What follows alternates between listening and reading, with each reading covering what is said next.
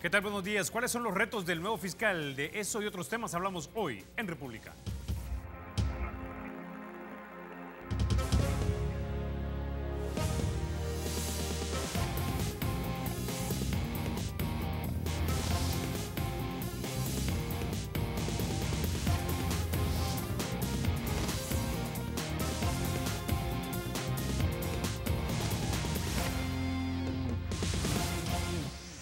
Bueno, sin mayor preámbulo vamos a introducir a nuestros invitados. Esta mañana nos acompaña el doctor Álvaro Artiga. Él es el jefe del doctorado en Ciencias Sociales de la Universidad Centroamericana José Simeón Cañas. También nos acompaña esta mañana Giovanni Galeas.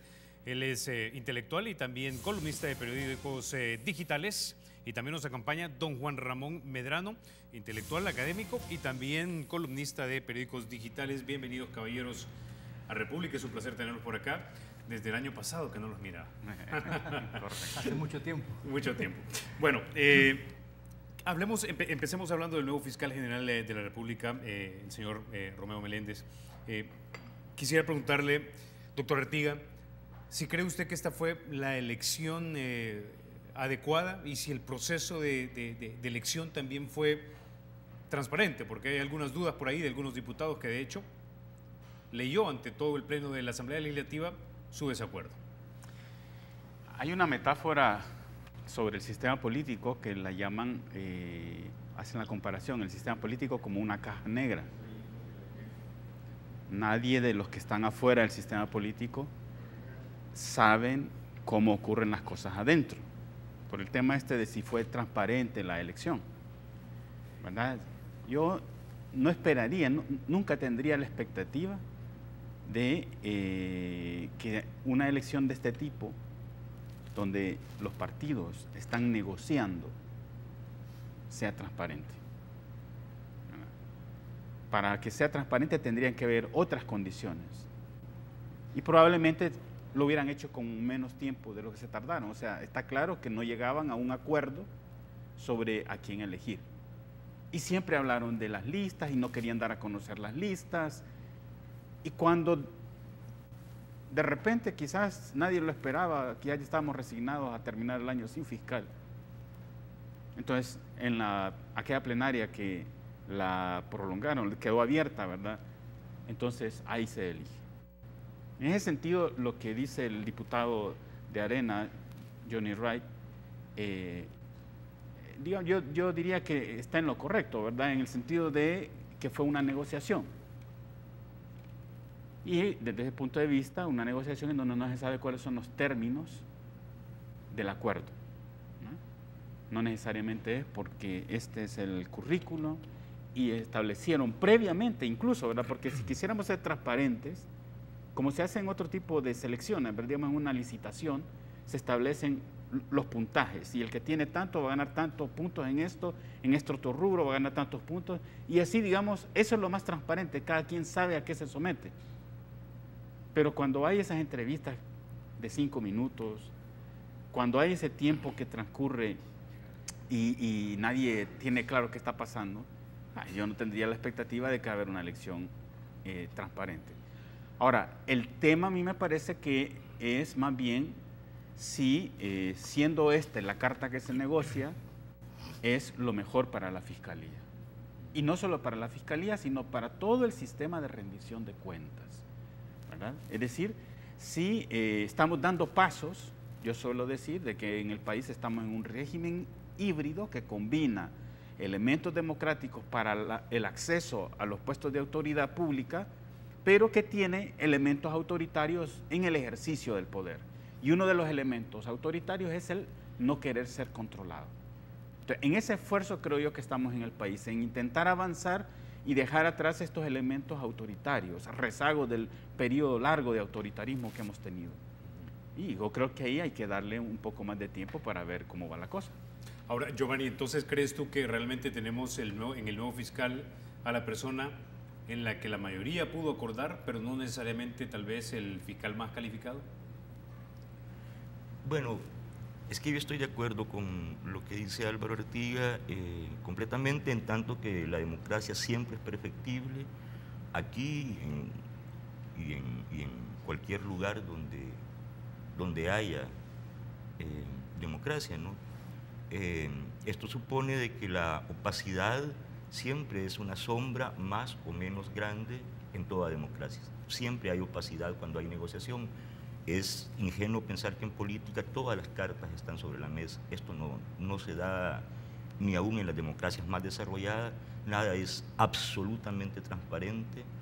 Y estoy hablando de las democracias más desarrolladas. Siempre hay un margen de negociación opaco que se da en lo oscurito, pues, ¿verdad?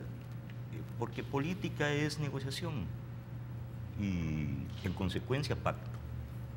Y se pacta en función de una trama de intereses que tienen, pues, los grupos, ¿no?, que actúan en la sociedad. Los partidos son representantes de sectores, de grupos de interés, y esos son los intereses, es la trama de intereses que entran en juego a la hora de negociar y pactar.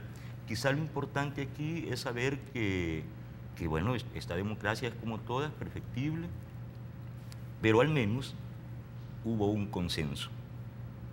Y ese consenso, cuando hay una inexactitud, dice, algunos diputados, dijo usted, manifestaron desacuerdo, pues que yo sepa solo fue uno, Johnny Urbaizol. Y al respecto, yo creo que hay un elemento que hay que destacar. Una cosa es lo que hemos hablado hoy en este programa como centralismo democrático, y otra cosa es el sentido común que funciona en la dinámica partidaria. Cuando alguien ingresa a un partido tiene que saber tres cosas: que el individuo se somete al colectivo, que la minoría se somete a la mayoría o acata las decisiones de la mayoría al menos, y que los organismos inferiores acatan las decisiones de los organismos superiores. Esto supone una dinámica ordenada que se da en una serie de debates dentro de organismos colectivos en los que se discute, el individuo puede discutir, pero finalmente se somete a la discusión. Primero se somete al colectivo, segundo la minoría a la mayoría, y tercero los organismos inferiores a los superiores. Esto es de sentido común. Si no funcionara así, no funcionaran los partidos. Entonces se supone que en esa gradación de negociaciones o de delegaciones, pues hay debate, y los debates a veces son internos. No se entiende entonces por qué es desde fuera un individuo que dice, yo creo que eso no fue correcto, pero si es que hubo un tiempo para discutir eso, hubo un tiempo para decir estas cosas. Esto no equivale, lo que estoy diciendo no equivale al tema de lavar la ropa sucia en casa, que ese es otro tema, aunque también es de sentido común. Ahora, entonces tú crees que ¿qué hay de la garantía de conciencia de un diputado a la hora de votar? ¿Qué tal si él, con toda honestidad intelectual, simplemente objeta esa decisión y dice, yo no voto porque tiene no creo? todo el derecho, incluso constitucional, porque no está ligado a mandato imperativo alguno, esto es constitucional, tiene todo el derecho del mundo. Lo que no se puede, lo que yo estoy diciendo es que el elemento es que si hay un margen de discusión interna dentro de cada grupo o fracción parlamentaria, bueno, es ahí donde se agota la discusión, y si queda en minoría, hay dos caminos. Si alguien queda en minoría y dice, yo no estoy de acuerdo en esto, y él ya había adelantado criterio, Johnny Wright había dicho, el que vote por Luis Martínez es un corrupto porque él es corrupto. Hay una lógica que utilizó bien taxativa, pero bueno, tiene dos caminos quien no está de acuerdo: cuando la mayoría está de acuerdo, cuando el organismo superior está de acuerdo, y en este caso es la junta directiva o la jefatura parlamentaria de esa fracción que tomaron una decisión. Pero entiendo que también la mayoría de diputados, puesto que todos votaron. El camino es, bueno, no está de acuerdo, lo manifiesta, pero abandona el partido. Es que no se puede estar con rebeliones individuales permanentes, porque entonces se desarregla la disciplina partidaria. Este caso es similar al que pasó con el alcalde de San Salvador y el partido, respecto al mismo tema. Dijo, si el partido apoya al ex fiscal, a Luis Martínez, entonces yo me salgo del partido. Esto es correcto. Esto es correcto. Porque cuando uno no está de acuerdo, pues se sale. Esto, bueno, dicho esto, quiero decir que a mí me parece que el procedimiento es mejorable, y bastante mejorable en puntos muy concretos. El procedimiento que utilizaron para elegir al fiscal, es decir, para buscar al hombre más idóneo para este momento en esa institución, que por ahorita es especialmente importante para los salvadoreños, dada la escalada de violencia que padecemos. ¿Fue o no fue la mejor decisión? Es la del consenso, es la que permitió ese mecanismo democrático. Ok, quisiera traer entonces en ese momento a don Juan Ramón Medrano. Es decir, es una gran labor la que le espera al nuevo fiscal, pero aparte de comentar sobre eso, quisiera también que comentara acerca del proceso de elección de este fiscal. Por supuesto. Yo creo que el proceso se acerca a lo que se podría denominar una buena elección, ya que votaron 83 de 84 diputados, aunque hay que decir de que la decisión la tomaron los dos partidos mayoritarios, los demás se sumaron simplemente. Yo cuando estuve en la Asamblea, recuerdo que al inicio fuimos una fracción de 7 y teníamos algún nivel de incidencia. Después fui solo yo, no tenía ninguna incidencia como diputado, más que sumarme a las decisiones que tomaban los partidos mayoritarios. Esa es la dinámica interna de la Asamblea Legislativa. Y es más, ahí no están representados nada más los intereses del Frente y de Arena, ahí están representados los intereses políticos, económicos y de los poderes fácticos. De hecho, hay hasta presiones también de gobiernos importantes, etcétera. Incluso en relación al fiscal se especuló mucho si tenía o no, por ejemplo, Luis Martínez el apoyo de los norteamericanos, y ahora se va a especular sobre si este lo tiene o no. Ahora, en lo concreto, yo lo que creo que en esto importante es si cumple o no con los requisitos básicos de independencia, capacidad, ecuanimidad y sobre todo valor para implementar la investigación de los casos más sonados y más importantes que el país tiene ahorita en la coyuntura. ¿Sí? Ya empezó con un caso, con el caso de Leonel Flores, independientemente de que haya estado avanzado o no, pero ya empezó. Hoy fue la noticia de que se está investigando y que la Fiscalía ya presentó la acusación y lo va a investigar. Creo que ese es un primer caso que denota que por lo menos tiene intención de entrarle a estos casos, y se habla de que hay otros 16 más, además del caso del diputado Cardosa. Creo que lo más importante de todo, y este es el punto con el cual quiero concluir esta primera reflexión, es de que se necesita efectivamente un fiscal con capacidad y con respaldo político de todos los sectores, que le den más presupuesto para que pueda no solamente capacitar más a su gente, sino que incluso también que pueda depurar y que pueda mejorar la situación de la Fiscalía, porque tiene dos grandes campos que investigar o que trabajar: combatir la delincuencia junto con la Policía Nacional Civil, porque ellos son los que van a las capturas, y combatir la corrupción, y ahí va a tener presiones de todos lados. Ok, con esa idea nos vamos a quedar, vamos a la pausa. Cuando regresemos seguimos hablando acerca de los retos que enfrenta el nuevo fiscal general de la República. Ya volvemos.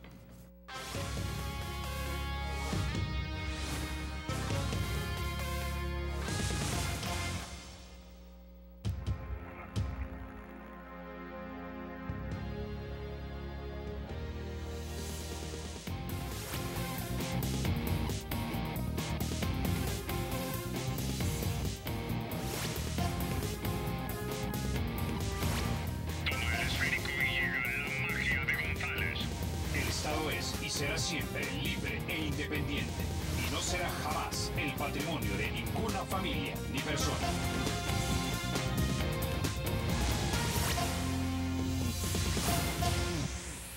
Bueno, doctor Artiga, la gente espera mucho de este nuevo fiscal.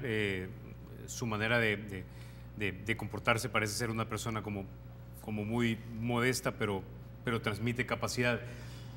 Pero también una cosa es lo que uno percibe y otra cosa son las acciones. Los querellantes estuvieron, del caso de Francisco Flores, estuvieron hace un par de días acá en República y decían que esperaban que de repente enrumbara la Fiscalía el acompañamiento judicial que ha tenido en este caso. ¿Qué esperaría usted? Bueno, ciertamente en este caso todavía no hemos... Él lo que dijo fue: necesito más tiempo, ¿verdad?, para empaparme. Démosle el margen ahí, ¿verdad?, para ver si es cierto que se va a empapar y va a hacer las cosas de manera diferente de como las hizo el anterior fiscal, en el caso del expresidente Flores. Hay otros casos ahí que van saliendo, ¿verdad? Ya se mencionaba el del presidente del Seguro Social. Pero lo que yo quiero señalar es de dónde viene, digamos. Es que cuando se pone, digamos, la confianza en las personas, creo que hacemos mal. Las personas juegan un papel importante, pero forman parte de organizaciones.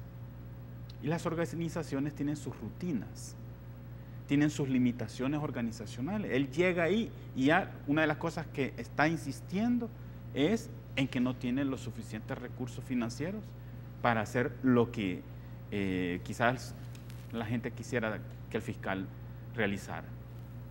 Empieza a toparse con cuestiones que ya no dependen de él. Y que entonces un refuerzo, digamos, presupuestario para la fiscalía va a ser objeto de negociación, entonces, otra vez, entre los partidos. Y así, ¿verdad? Hay casos en donde la iniciativa, digamos, o el acompañamiento tiene que venir, por ejemplo, de la Corte de Cuentas. La Fiscalía interviene también cuando un proceso se inicia allá, ¿verdad?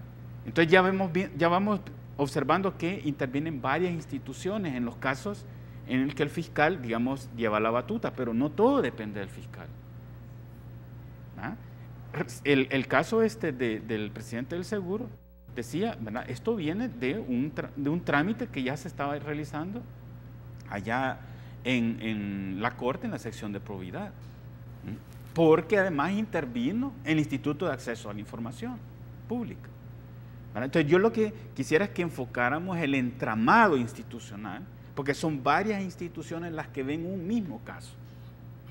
Igual, en todos estos casos, ahí tenemos ya, a ver cómo opera, ¿verdad? Estamos esperando qué dice un tribunal respecto de la captura de Interpol a unos militares, ¿verdad? Ahí va a tener que intervenir también. Entonces, no todo depende de la persona, aunque la persona le pueda poner, digamos así, su salsita al asunto. Hay limitaciones organizacionales que superan a las intenciones y a los deseos que pueden tener los titulares, ¿verdad? Digo, hay personas que le ponen su carácter a la institución, pero eso no es correcto, es dañino. Ha pasado, además, es una señal de inmadurez institucional, llamémosle así, ¿verdad? Cuando las instituciones dependen de quién está al frente de la institución, entonces es una mala señal del nivel de digamos, de institucionalización de la investigación del crimen o de la defensa de los intereses de la sociedad y del Estado. Porque quiere decir que hoy tenemos un fiscal, una persona, mañana tenemos otra y luego tenemos otra, y la institución va dando tumbos en función de quién está dirigiendo la institución. Pasa con la Procuraduría para la Defensa de los Derechos Humanos, ¿verdad? Pasa... vamos a ver, esa es una discusión que no sé si la vamos a hablar más adelante, pero tiene que ver con la elección de los miembros del Consejo Nacional de la Judicatura, ¿verdad? Es decir, que estamos como dependiendo mucho de quiénes son las personas en específico y no de la fortaleza institucional, que es donde deberíamos de enfocar el asunto. Ok, ahora Giovanni, es muy importante lo que dice el doctor Artiga, porque es cierto, como que el supuesto detrás de todas estas elecciones, tanto de presidente o cuando escuchamos el nombramiento de los ministros, es como que siempre pensamos sobre la premisa de la teoría del gran hombre.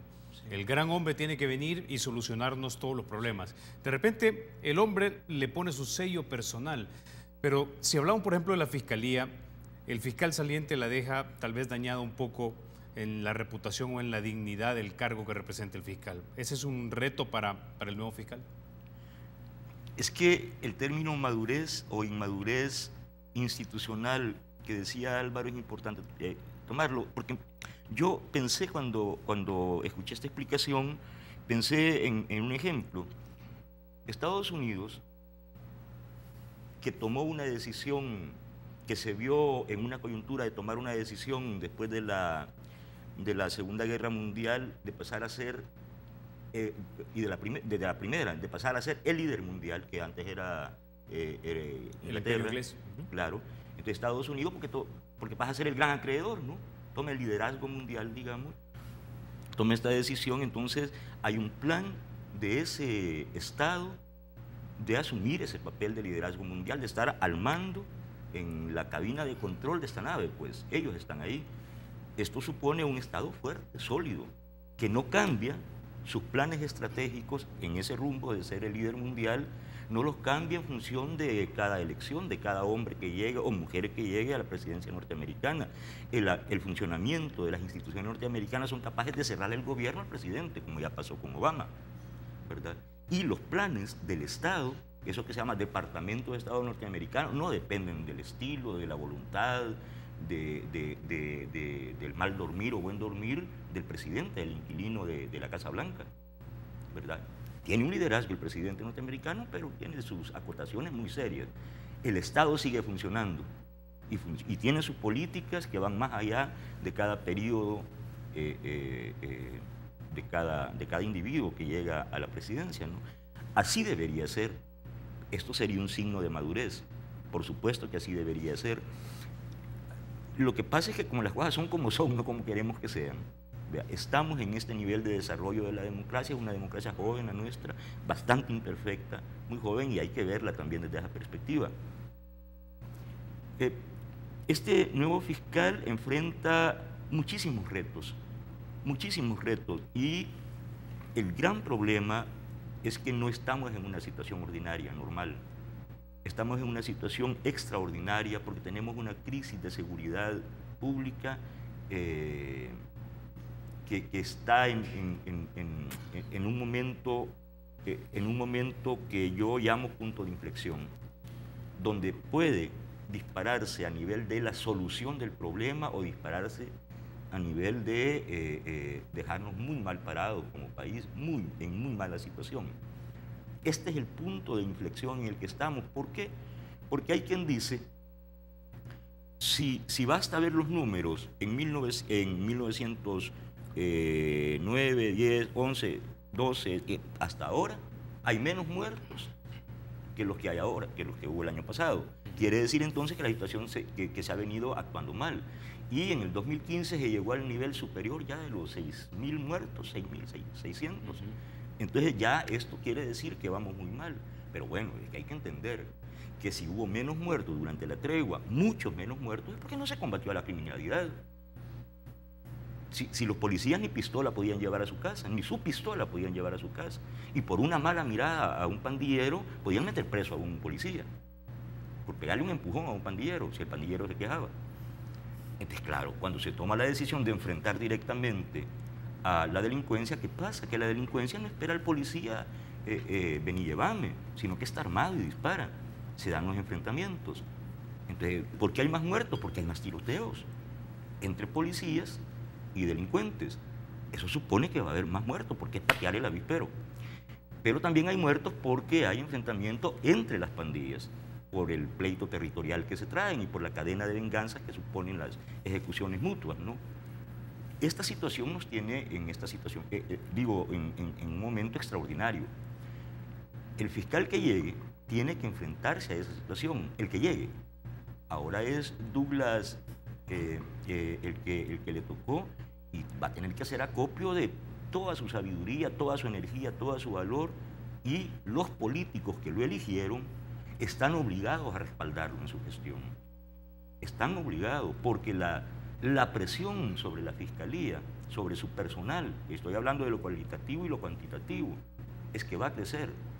Si es que no se abandonan los planes que se tienen, si la decisión de enfrentar directamente a la criminalidad se mantiene, porque hay mucha presión de que deje de hacerse eso.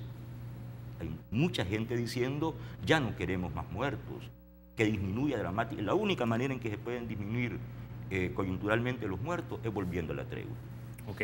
Ahora, don Juan Ramón, entonces se ha planteado, digamos, aquí algunos problemas que tiene de repente la Fiscalía, no solamente la falta de recursos, sino también hemos escuchado que en ocasiones como que hay una evidente falta de coordinación o comunicación entre la Policía Nacional Civil y la Fiscalía. Eso es un punto. Lo siguiente es, ¿debería este fiscal también ser más agresivo tal vez en casos que son como muy emblemáticos como el de Francisco Flores? Déjeme hacer un círculo más amplio del análisis. Este gobierno tiene varios retos. Los más inmediatos, el combate a la delincuencia, que obviamente le va a llevar no solamente años, sino que varios periodos presidenciales, sin duda. El combate a la pobreza, que es estructural, y eso también nos va a llevar varios periodos presidenciales. Pero hay dos aspectos en los cuales puede avanzar más rápidamente y obtener resultados, logros políticos, que son el combate a la corrupción, que ahí sí puede perfectamente colaborar con la Fiscalía General de la República, fortaleciéndola y dándole facilidades para que haya combate a la corrupción, porque no es este gobierno, sino que es institucional la corrupción en el país. Y por otro lado también está el problema del fortalecimiento institucional y ampliar las libertades democráticas, ¿verdad? De hecho, dentro de unos cuantos días vamos a tener ya la celebración de los acuerdos de paz y esa va a ser la discusión. ¿A qué me refiero? A que, de nuevo, fortalecer la Fiscalía General de la República puede ser importante precisamente por lo que usted está diciendo, porque uno de los filones que la prensa en general, la comunidad internacional y sectores políticos de derecha en particular están presionando porque se combate la corrupción de este gobierno y del gobierno anterior, particularmente porque es el principal adversario de Arena, ¿no? O sea, si sale mal el FMLR, va a ganar Arena el próximo periodo presidencial y ahí hay una beta política, pero tienen razón las ONGs de derecha cuando dicen que hay corrupción en este gobierno y que hay que combatirlo. El punto es si también se combate el del otro partido, que tuvo 4 periodos en el gobierno. Dicho eso, yo creo que el tema de la seguridad, me imagino que lo vamos a discutir en otra oportunidad, pero sí coincido con Giovanni que se necesita que haya un punto de inflexión ya en este momento. ¿Por qué? Porque la corrupción, la impunidad son importantes, pero no es lo más importante. Lo más importante es que no nos dispersemos y que baje la cantidad de muertos de la sociedad civil y la cantidad de extorsiones. Yo no me alegro porque aumente la cantidad de muertos en el país, pero si son enfrentamientos que se mueren algunos de los muchachos que se meten a las pandillas, sabían el riesgo que corrían, ¿verdad? Ahora, si lográramos resolver por la vía de la prevención y la reinserción, mejor. Que no haya muertes en el país es lo que debemos de esperar. Pero, insisto, se necesita que haya entonces un golpe en la mesa de parte del frente si quiere volver a ganar las elecciones y, por supuesto, que empiece a mejorar también la economía. Pero hay 2 cosas que tienen que hacer ya por rédito político que son precisamente eso, fortalecer la institucionalidad y combatir la corrupción, favorecer el combate a la corrupción. Ok, con ese nos quedamos, vamos a la pausa. Cuando regresemos vamos a hablar de esta recientemente suspendida ley de probidad. Ya volvemos.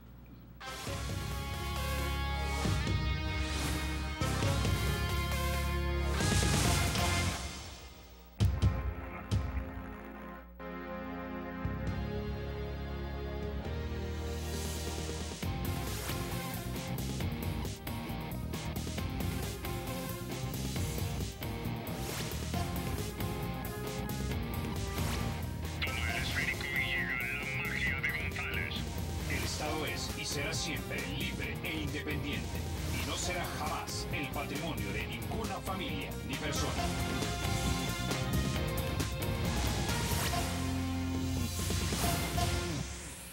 Bueno, doctor Artiga, hablemos ahora acerca de la ley recientemente suspendida de probidad. Dependiendo de quién le pregunte, usted dice esta ley es lo mejor que tenemos desde 1959. Si usted le pregunta al Partido Verde, dice que es un retroceso. Si le pregunta al grupo gestor, le dice si antes teníamos una de 1959 o tenemos una ley de 1900. Lo cierto es que no deja dar la sensación de que esta es una ley que aprueban los diputados para autoprotegerse.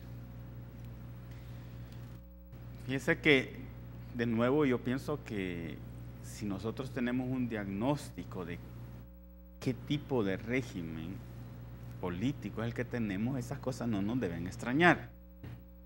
Aquí voy a hacer alusión a Giovanni cuando dice, bueno, nuestra democracia es incipiente, es débil, está... Claro, si partimos de eso nos extraña, ¿verdad? Pero si partimos de que no, es que este es un régimen que tiene unas pautas de ejercicio de la autoridad de forma autoritaria. Entonces, eso no nos extraña, al contrario, es lo lógico, es lo que hay que esperar.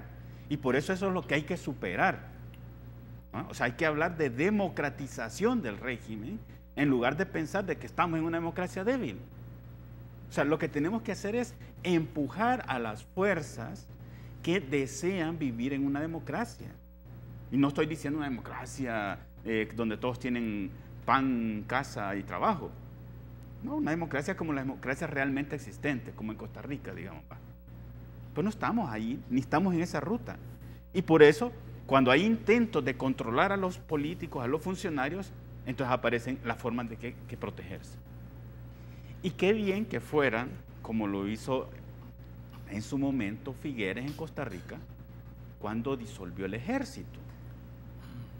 Porque, fíjense qué interesante, porque una de las razones por las cuales lo disuelve es que como él llega, digamos, mediante un resultado de una guerra civil, le llaman en Costa Rica, la manera de autoprotegerse es disolviendo a quien le podía dar un golpe de Estado, es al ejército. Y el dinero que se destinaba al ejército se pasa a destinar a salud y a educación.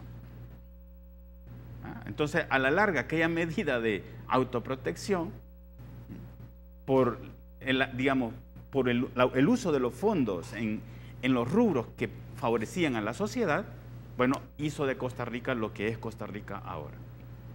Pero en nuestro país...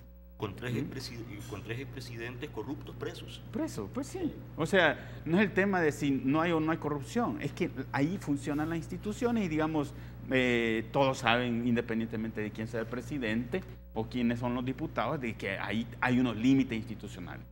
Aquí cuando se le quiere poner límite al ejercicio de la autoridad, entonces quienes están acostumbrados a no tener límites, hay donde choca el asunto.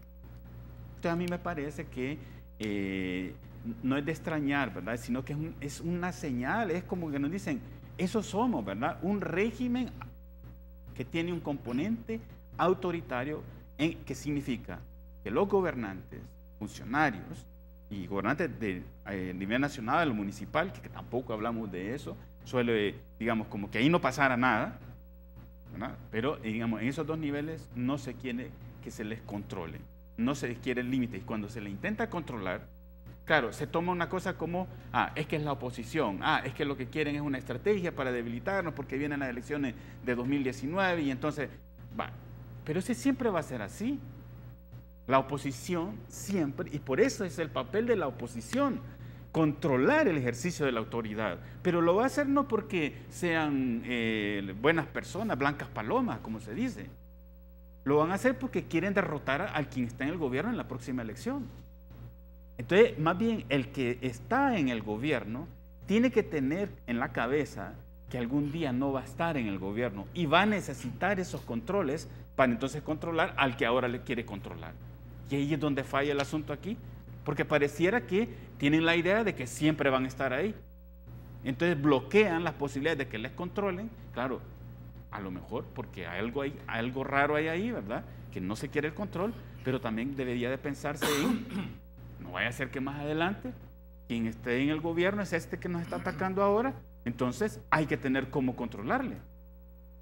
Lo mismo tiene que pasar, es la discusión que tenemos hacia adelante, insisto, sobre el Consejo Nacional de la Judicatura, porque de ahí va a salir la mitad, digamos, de las propuestas para la Sala de lo Constitucional, que ha sido digamos, la entidad que, igual con una elección no transparente, negociada, terminó siendo, digamos, la institución que está ejerciendo control sobre los políticos. Y no les gusta, ¿verdad? No les gusta. Ahí, como la sala ha dicho, que se suspenda la eficacia, la entrada en vigencia de la reforma, la ley reformada.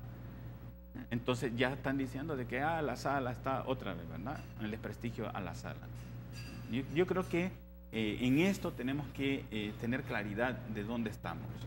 Estamos en un momento en donde no tenemos elecciones hasta 2018 y la única manera de controlar a los políticos es a través de las instituciones. Y hoy se están nombrando a quienes encabezan instituciones. Entonces ese momento es clave, ¿verdad? Porque de eso está dependiendo el que el control político funcione. Ahora, Giovanni, en este punto de la ley de probabilidad para buena parte de las personas en este país, da la impresión que es una ley de autoprotección, es decir, como decía el doctor hace unos minutos, de repente hoy estoy en el gobierno pero mañana no. Entonces, de alguna manera tengo que tener algún instrumento legal que en apariencia da la impresión de que busca combatir el enriquecimiento ilícito, pero de hecho tiene candados como para que no me investiguen cuando yo no esté ejerciendo el poder. Por ejemplo, no es la Corte Plena la que decidiría, sino una sala en particular.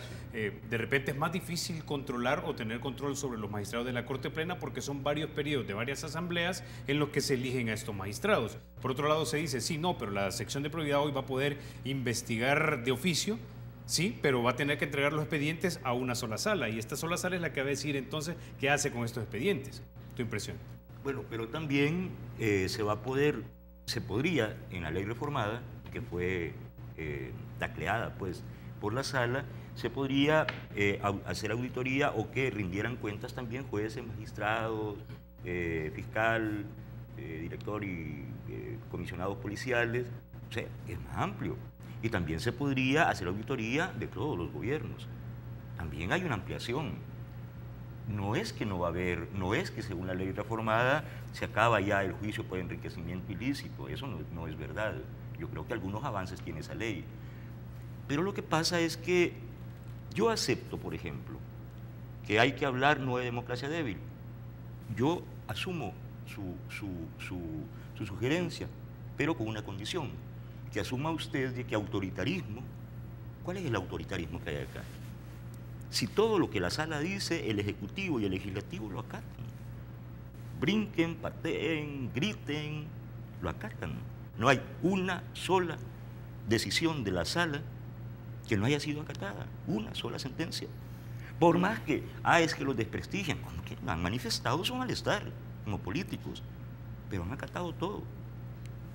Les pararon los 900 millones, les pararon, que era básico para el plan de seguridad, les pararon el fondo aquel para los accidentes, FONATA, bueno, todo les han parado, pues, todo lo importante. Y los políticos, Medardo, el presidente y todo el mundo dicen, no nos gusta y tal, eso no es desprestigio, esa es la manifestación de un malestar político. Pero, ¿qué tipo de autoritarismo es ese que acata todo lo que su adversario decide? Aquí no hay autoritarismo, no, para nada. No lo veo en este sentido, pues. Dicho esto, esta ley, a mí me parece curioso de que esta ley, al igual que las otras cosas que le ha cancelado o puesto palos en la rueda al Ejecutivo, la sala, viene de una discusión que tiene sus que veres, digamos. Por ejemplo, es coincidencia, alguien está dispuesto a asumir que es coincidencia que entre los que se van a auditar los 13, 12 o 16 casos, que como dijo alguna diputada, parecen ser tomados al tin marín, que no es tanto, porque hay 2 personas que decidieron eso, vamos a auditar a estos, de 7.000 casos vamos a auditar solo a estos. Pero resulta que la mayoría de esos están vinculados a la gente que promovió los enjuiciamientos, por ejemplo, del ENER y el enjuiciamiento del expresidente Flores. Los miembros de la comisión del caso Flores van a ser investigados. ¿Y por qué será que solo ellos? ¿Y por qué será que solo los que a un partido de derecha, que es Arena, le conviene, van a ser los auditados? ¿Y por qué no los demás? ¿Por qué 16 casos? Y de esos 16, prácticamente todos corresponden a los vinculados a estos casos a los que me he referido. Yo no soy ingenuo, yo no pienso que las cosas se den porque sí, y aún siendo así, tanto el Legislativo como el Ejecutivo, es que ni siquiera han discutido la posibilidad de insurreccionarse ante la sentencia de la sala. Es que la asumieron. Ok. Don Juan Ramón, ¿es esta ley de probidad la que necesitamos? No, obviamente no. Obviamente lo bueno de esto es de que se está discutiendo ponerle dientes. Claro, uno de los dientes es que haya juicios civiles, ¿no? Y que los que lo determinen sean la Corte Plena, que es lo que se ha planteado, y no la Sala de lo Civil nada más. ¿Verdad? Que no solamente, pero es bueno porque no solamente van a ser 2 magistrados de la Sala de lo Constitucional, como era hasta ahora, de los casos que está hablando Giovanni. Es bueno entonces que, además de que la sala esté metida, también sería bueno de que la Corte Suprema de Justicia retomara el hecho de que, lo que dijo aquí la diputada Jacqueline Verde, que también se estaba hablando sobre una vinculación con la ley de extinción de dominios, para que también se pudieran hacer juicios a expresidentes o funcionarios de otros gobiernos, ¿verdad? Que no sea nada más el último gobierno de Arena, porque ahí expulsaron al expresidente Saca, o los dos gobiernos del FMLN. Es decir, que haya equilibrio político y que realmente haya autonomía total de la Corte Suprema de Justicia. También suscribo yo el juicio de que en El Salvador, a regañadientes, se respetan las libertades democráticas, sin duda, ¿no? Porque al final, tanto el presidente como los voceros del gobierno terminan diciendo es que las resoluciones de la sala son de obligatorio cumplimiento y las vamos a respetar. O sea, una cosa es que... Del Ejecutivo y del partido. Exacto, que griten, y al partido. También. Una cosa es que griten, critiquen y demás, o que hagan intentos como esto de aprobar una ley de probidad que ya había cantada, que la iban a decretar inconstitucional. Me parece a mí que estuvo bien que la hayan enriquecido, pero estuvo mal que hayan intentado quitarle el derecho que tenía la Corte Suprema de Justicia de elegir los casos. Creo que ese era un error, si es que esa fue la intencionalidad, porque había que estudiar un poco más la ley. Ahora, yo creo que, dicho eso, a mí me parece que en este momento lo más importante, creo yo, y este creo yo que es el punto de toda la discusión, creo que lo más importante es de que la sociedad en general se debe de concentrar en combatir los casos de corrupción más importantes del país. De hecho, hay ahora todo un debate en relación, por ejemplo, con lo que se inició, que el doctor Artiga citó, que es el caso de los militares que están siendo pedidos para enjuiciarlos por parte del gobierno español, que tiene que ver con el origen de esta democracia, que fue sentado sobre la base de la ley de amnistía, que se ha discutido si se va o no se va a declarar inconstitucional. Yo creo que las cosas por ahí no se van a mover, pero me quiero referir a que en este momento se está discutiendo cómo consolidar la institucionalidad democrática, y eso creo que pasa por una ley de probidad con dientes, pasa por el fortalecimiento institucional, no solamente el respeto a la sala constitucional, sino que fortalecer la Fiscalía de la República, y lo que hasta ahora yo sí siento que se ha respetado en este gobierno y en el gobierno anterior, que es el equilibrio de poderes. O sea que efectivamente aquí funciona con independencia el órgano judicial en relación al órgano ejecutivo. Recordemos que antes era el presidente el que decía qué hacer, el presidente de la Corte Suprema de Justicia y el presidente de la Asamblea. Ahora hay bastante independencia y porque hay un equilibrio también ahí en la Asamblea Legislativa. Ok, bueno, se nos acabó el tiempo, caballeros, pero no me resta más que agradecerles que hayan estado ustedes esta mañana aquí en República. Muchas gracias. A ustedes, amigos, se quedan con la edición matutina de Teleprensa. Soy Carlos Toledo, gracias por vernos. Recuerden, la República es de todos y hay que cuidarla.